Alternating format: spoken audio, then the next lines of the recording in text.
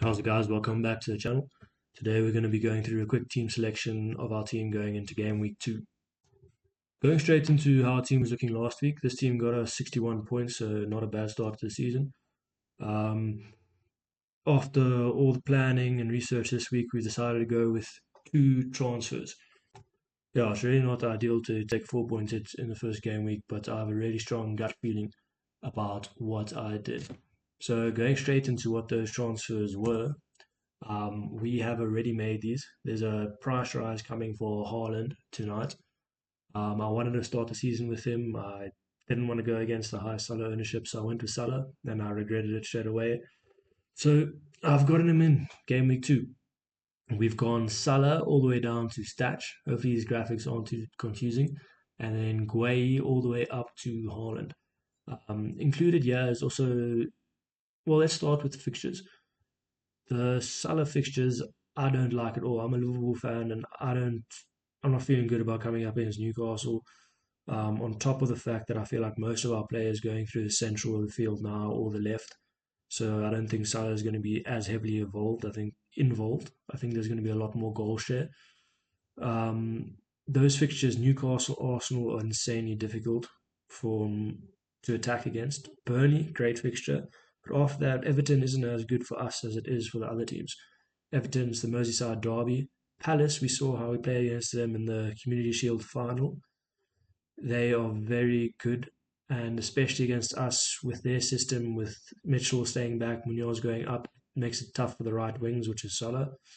Chelsea and United, and even after that, there's a few more difficult games, which, if you look over to Haaland's fixtures, I just back them a whole lot more.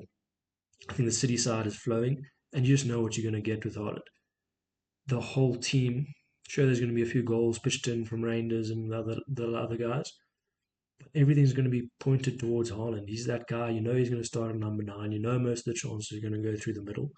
So why not just take the sure thing? I'll be much more comfortable captaining him in these games. Spurs, I don't like the fixture too much, so I would have preferred to wait another game week, but I don't want to miss out on the price rise. Um, then Brighton, United, Arsenal. Sure, United, Arsenal aren't the best, but then straight into Burnley, Brentford, Everton. It's really good fixtures for City. Um, Look at that Everton fixture. City are going to do better than us, probably score more goals because it's not as big of a rivalry, uh, so it won't be as scrappy. Because I went early and now got the price rise, before the price rise, it meant that instead of going all the way down to a 4.5 million midfielder, I could go for Statch, who looked really good against Everton in Leeds' first game week. Um, Leeds. So Leeds were looking really good against Everton. They were dominating. They had a very high XG in that game. And if you look at this XGI from Statch, who also picked up 2 defensive DEFCON points, with a 0.56 XGI. It's insanely good. So he's a perfect person to have first in your bench most game weeks. Bench boost probably coming up as well in the next few game weeks too, so it'll help with that. And it means that I can rotate better, which I'll show you soon now. Um, so yeah, I feel really good about it.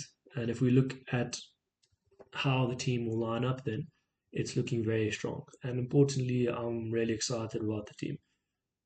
So I can't wait for the weekend, and I really want to watch this team play. And lots of this is about enjoying it and actually doing what you think is best and what you want to do instead of what's safe. So I'd much rather have this team going into the weekend than the team I had last week.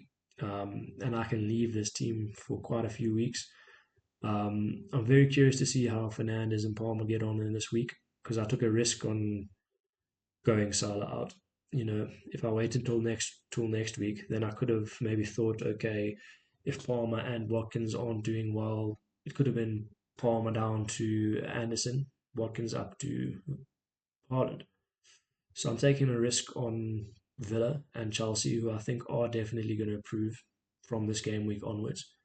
Um, so much so that my captain isn't even going to be Haaland, even though I'm bringing in for a hit, which sounds really dumb. I'm actually going to captain Watkins. Don't think many people are going to, but I saw the way Brentford were playing, the amount of space that they allowed um, against Forest, who aren't the most incredible attack, but they were looking insane against Brentford. I really think Villa are going to find some form, and I think Watkins can easily score a brace in that game. So yeah, this team is looking very strong for the next few weeks as well. It means we don't have to pay a back for as well every week if we want Statch. If he has a really good fixture, we just pop him in there. Say Forest have a tough fixture, we only want to play Murillo and not um, Williams. That Milenkovic, I just noticed in this graphic, is actually supposed to be Williams. So the team looks a little bit better than it actually is. But yeah, in my actual team, that is Williams. So if Williams, you want to drop him to the bench every now and then, say him and Van der Ven, we don't like their fixture, Statch comes right in. Um, so yeah, let me know what you guys think. This is the end of today's video, and I'll check you guys next week.